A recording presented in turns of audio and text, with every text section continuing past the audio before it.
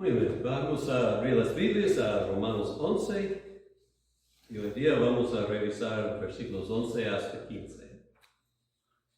Romanos 11 hasta 15. Así dice la palabra de Dios. Digo pues, ¿han tropezado los de Israel para que cayesen?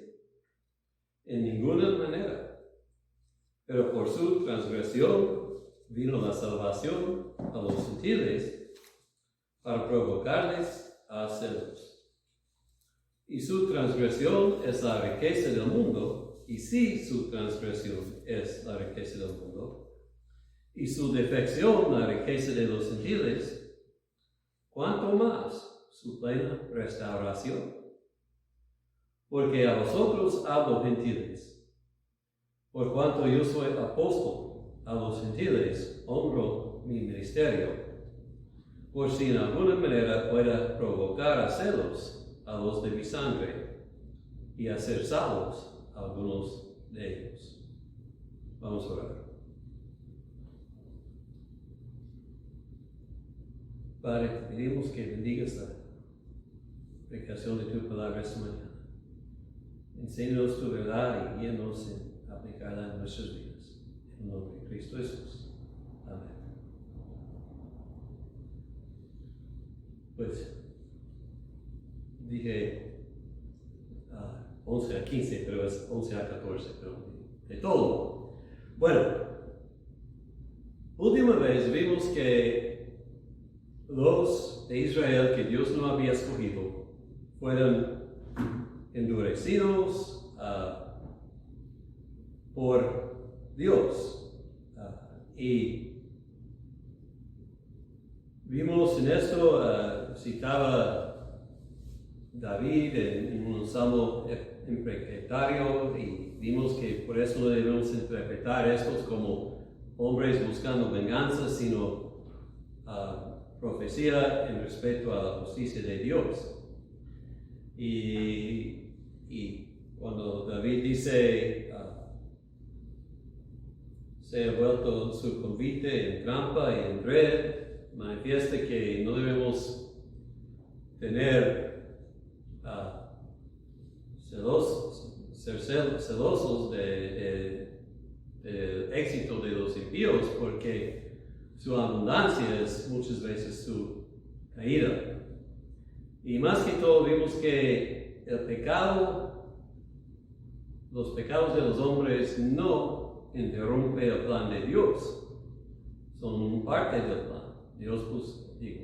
Israel buscaba la justicia por obras, pero Dios usó esto para su propósito eterno, y esto es lo que vamos a ver hoy. Hoy Pablo hace la pregunta: si los demás fueron cegados, indica que el propósito de Dios con Israel ha terminado y que su propósito era destruirles. Y va a contestar esto en más de lo que leímos hoy, pero su respuesta es no. Dios va a seguir salvando a los elegidos de Israel, mientras Él todavía está salvando a los elegidos de los gentiles. Pero esto es adelante. Ahorita, en este pasaje, el enfoque es que Dios tenía buen propósito en endurecer los corazones de estos de Israel. Y por eso yo creo que Romanos 5:20 es buen resumen de lo que estamos viendo hoy.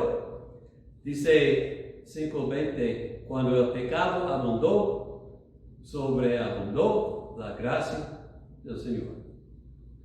Y Pablo dice que como Israel rechazaba a Jesús, esto fue usado para traer los gentiles a Cristo, y esto en su turno va a traer salvación de algunos de Israel.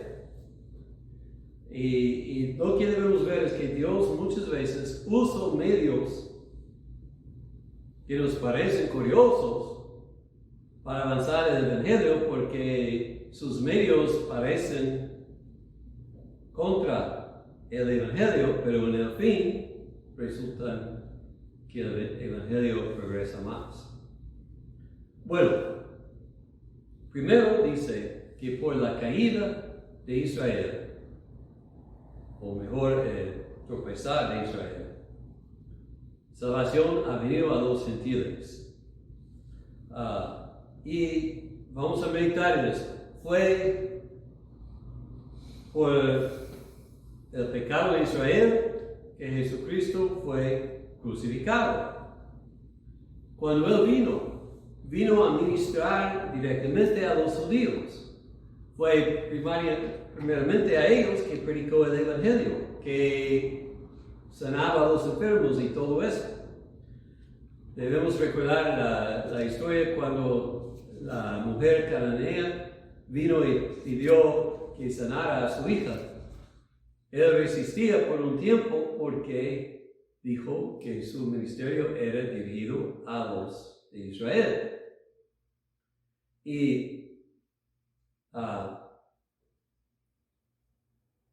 hay algunos, pensando en esto, que enseñan, y esto es incorrecto, pero así enseñan, que Cristo debe haber tomado el trono de Israel durante su primera venida. Y dicen que la crucifixión fue un error y que el plan, la iglesia y los gentiles son el segundo plan de Dios cuando el primero falló. En ninguna forma debemos pensar así. El plan de Dios es perfecto, nunca falla. Dios nunca puede fallar. Jesús hizo muy claro muchas veces en su ministerio terrenal que vino a morir por pecadores. Hechos 2:23 indica que no fue un error que Jesús fue crucificado, sino el plan de Dios. Déjenme leer esto porque yo creo que es bien importante. Hechos 2:23. A este es Jesús, entregado por el determinado consejo y anticipado conocimiento de Dios. Prendisteis y matasteis por manos de inicuos, crucificándole. Entonces, todo que pasó a Jesucristo en su vida terrenal fue en el plan de Dios. ¿Cómo pudo ser el Cordero que quita el pecado del mundo? Como Juan dijo en Juan 1:29. Todo esto fue el plan de Dios. Pero, aunque fue pecado que Israel hizo eso, hay que entender que Dios no los causó pecado. Lo que pasó es que Dios los entregó a sus deseos pecaminosos. Y Dios usó el pecado de los judíos para traer la salvación del mundo. Entonces, fue el tropiezo de Israel, el pecado de hombres pecaminosos que los llevó a rechazar a Jesús y matarlo, a un hombre inocente en la cruz. Eso es una manera en que vemos que la transgresión de ellos fue la riqueza del mundo. Pero no solamente eso.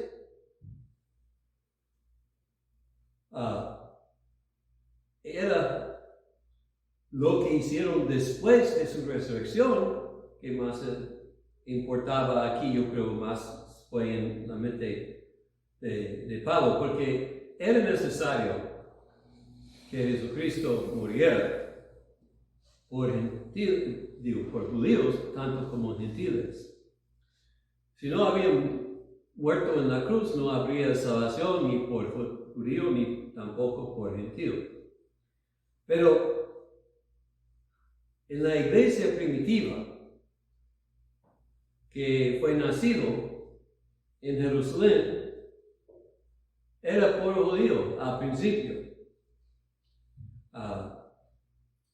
Y iba a seguir así, parece, mayormente, si Dios no había permitido que los judíos incrédulos persigan a los judíos que creían.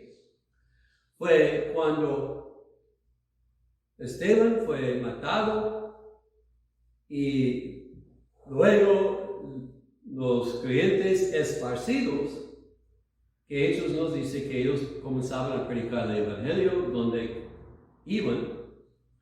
Y esto es cuando comenzó la obra que llamamos la obra misionera entre los samaritanos y otros. Y es cuando brevemente los creyentes comenzaban a predicar las buenas noticias a los no judíos. Entonces fue que la nación judía seguía rechazando el Evangelio después de la resurrección de Cristo. Eso es cuando los gentiles comenzaban a huir de la salvación por medio de Jesucristo. Entonces la incredulidad de los judíos y sus esfuerzos destruir a la iglesia fomentó su crecimiento en otras partes que en la tierra judía. Y eso no fue por chance. Dios estaba dirigiendo todo. Y ya hoy día tenemos un dicho famoso, la sangre de los mártires es la semilla de la iglesia. Y por eso tenemos que entender, muchas veces nosotros en la iglesia nos desanimamos. Decimos, ay, pues tantos obstáculos que tenemos. La membresía falta mucho. Los impíos nos están oponiendo y persiguiendo y maltratando. Debemos entender que muchas veces Dios está obrando en maneras que nosotros no vemos y aún usando esta oposición para promover la salvación de los que andan en tinieblas. Fue el tropiezo, la transgresión de Israel que trajo el Evangelio a los gentiles. Y luego Pablo dice que Dios va a usar la fe de los gentiles para provocar a algunos judíos a creer también. Y dice, por su transgresión vino la salvación a los gentiles para provocarles a celos. En general, ser celoso es un pecado, una actitud pecaminosa. Yo creo que hay 2 o 3 lugares en el en el Nuevo Testamento donde se usa en un sentido positivo, pero en verdad no importa. Lo que importa es que Dios está usando el pecado para avanzar su reino. Y yo no fui muy claro en cómo puede el Señor usar celos para promover la iglesia, pero un pastor dijo este ejemplo. Dice, un padre tiene 2 hijos. Dice al mayor, ven a la tienda conmigo. Y el mayor dice, no, estoy jugando y no quiero ir. Está bien. Luego dice al menor, ¿quieres acompañarme a la tienda? Oh, sí, papá. Cuando el menor dice que sí, entonces el mayor dice, bueno, yo quiero acompañarte también. Él quiere estar porque tenía celos de su hermano mayor. Y yo estaba meditando en esto y pensaba en nuestros perros porque es igual. Yo llamo a un perro, ven a mí, y no quiere nada conmigo. Pero si comienzo a jugar con otro, inmediatamente el primero viene para traer recibir la atención también. Y así, en un sentido espiritual, Dios está provocando a celos a los judíos para traerlos a Cristo. Moisés, recuerden que leímos en Romanos 19, Moisés dijo esto: os provocaré a celos con un pueblo que no es pueblo. Y así es lo que Dios está haciendo en el presente. ¿Cómo provocaba a los judíos a celos en tiempo de Pablo? Bueno, ellos vieron a muchos judíos saliendo de las sinagogas y uniéndose con los gentiles, y vieron ellos juntos, gozosos, animados, confiados en Cristo, y ellos tenían que pensarse a sí mismos: ¿por qué están estos gentiles tan llenos de gozo? ¿Por qué tienen tanta paz? Mientras nuestras vidas son llenos de amargura y de odio y de resentimiento. Y la respuesta es: Cristo los cambió. Y vamos a recordar que cuando Pablo fue en sus viajes misioneros a predicar, su costumbre era primero ir a los judíos, pero casi siempre ellos lo rechazaban pronto, y luego él fue a los gentiles y los gentiles honraban a la palabra de Dios. Y adelante los judíos se enojaban más con esto, pero esto manifiesta que estaban viendo lo que estaba pasando con los gentiles. Es una lección para nosotros, yo creo. A veces batallamos con parientes que parecen no tener fe en Dios, y queremos ser fieles testigos de ellos y hablarles con Cristo, y no quieren escuchar. ¿Cómo podemos testificar a ellos? Pues manifestarnos el gozo del Señor, seguir fiel en Cristo y orar que ellos vean en nosotros algo diferente que comienza desde ahí. Y algo diferente tiene que ser Cristo. Entonces, si los impíos están viendo el cambio que Cristo hace en nuestras vidas, y Dios puede usar esto para traernos a Cristo. Versículo 12: cuanto más, y su defección es riqueza de los gentiles, cuanto más su plena restauración. El mundo va a ser más bendito, más gozoso, más gente cree en Cristo, especialmente de los judíos. Y también en la historia de la iglesia ha sido judíos que creyeron en Cristo, que han sido una bendición para ayudarnos a entender, por ejemplo, las costumbres del Nuevo Testamento y las enseñanzas del Antiguo Testamento, para entender cómo esto fue manifiesto en la Biblia. Bueno, luego Pablo dice, versículo 13: cuanto yo soy apóstol a los gentiles, honro mi ministerio. Pablo está manifestando que la mejor manera que él puede ser testigo a los judíos es servir al Señor donde el Señor lo ha llamado.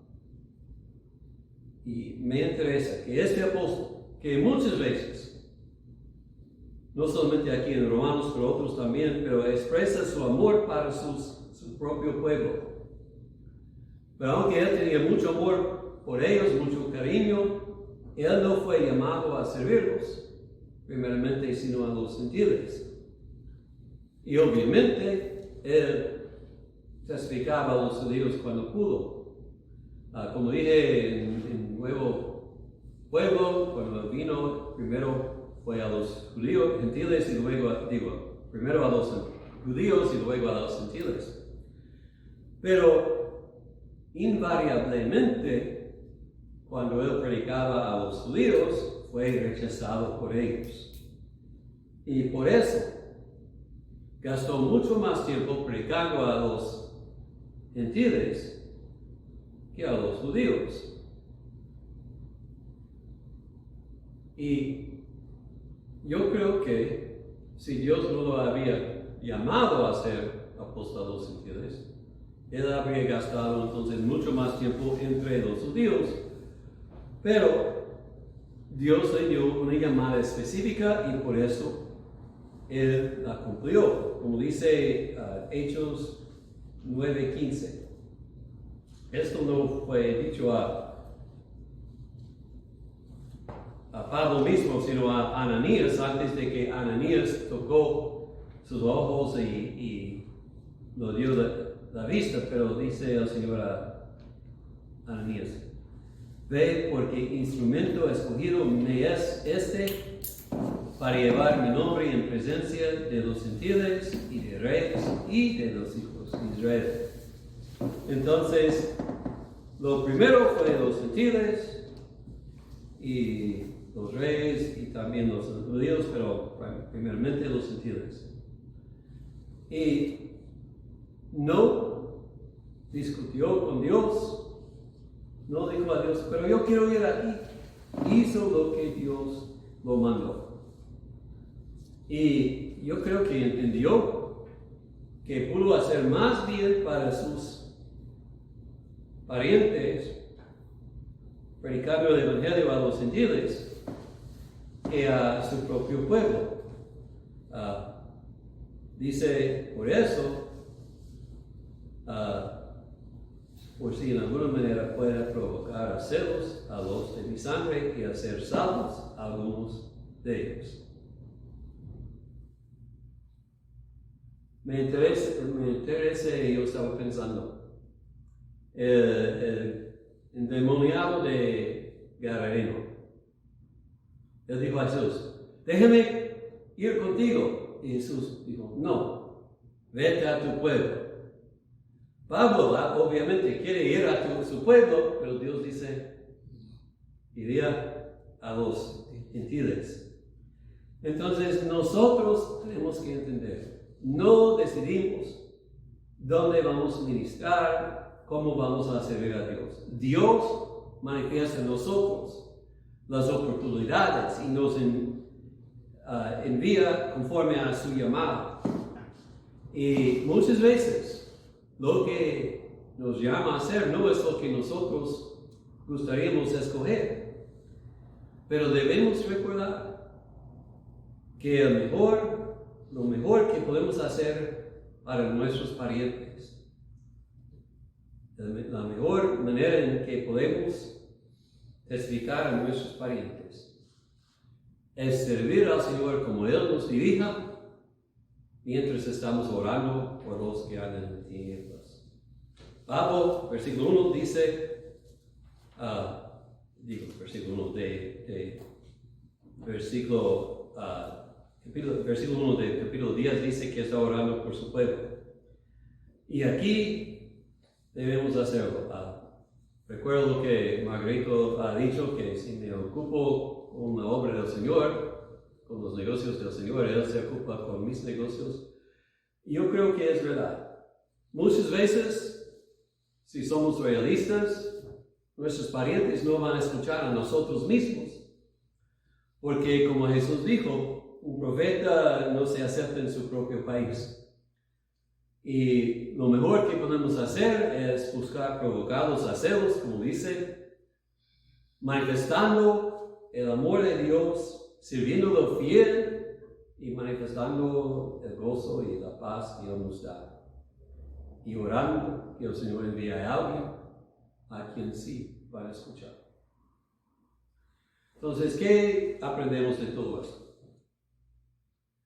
Quiero decir a mis amigos gentiles que no han confiado en Cristo. Ahora es el tiempo de mirar al Salvador del mundo. Él fue crucificado conforme al plan de Dios para pagar por los pecados de su pueblo, que incluye gentiles y judíos, gente que está llamando de todas las naciones y de todos los pueblos. Si tú ves un Salvador inocente muriendo en la cruz, entiende que murió por pecadores como nosotros. Si oye a Él llamándote a arrepentir y creer en el Evangelio, hoy día debes venir. Hay un Salvador, hay un camino al cielo, es por la cruz de Jesucristo. El Evangelio encierra todos en pecado para que todos confíen en Cristo. Y la oferta es hecha, la puerta está abierta hoy día. Arrepiéntete y cree en Cristo y vas a ser salvo. Y a los amigos judíos, lean Isaías y todos los libros de lo que nosotros llamamos el Antiguo Testamento, sus escrituras, y dime si Jesús no perfectamente cumple todo lo que se dice del Mesías, ¿quién más? Él cumple todo y hay que confiar en Él. Ahora, la iglesia debemos recordar que Dios quiere que amemos a los gentiles y a los judíos. Dios quiere que administramos a los judíos tanto como los demás en el mundo. No debo tener que decir esto, pero la verdad es, muchas veces en la historia de la iglesia ha perseguido al pueblo judío. Y no entiendo eso. Pero es la incredulidad de hombres que se llaman cristianos. Es un error grande. Dios todavía está llamando a ellos tanto como los demás, y nosotros debemos amarlos, invitarlos a creer en Cristo, en la esperanza que Dios los salve, como esperamos que salven los demás. Y todos nosotros debemos recordar que aún Dios todavía está usando hombres impíos para cumplir sus propósitos eternos. Leí algo, la incredulidad humana nunca puede frustrar los propósitos de Dios. Y yo creo que esto es verdad. Nosotros vivimos en tiempos que frustran. Vemos mucha maldad.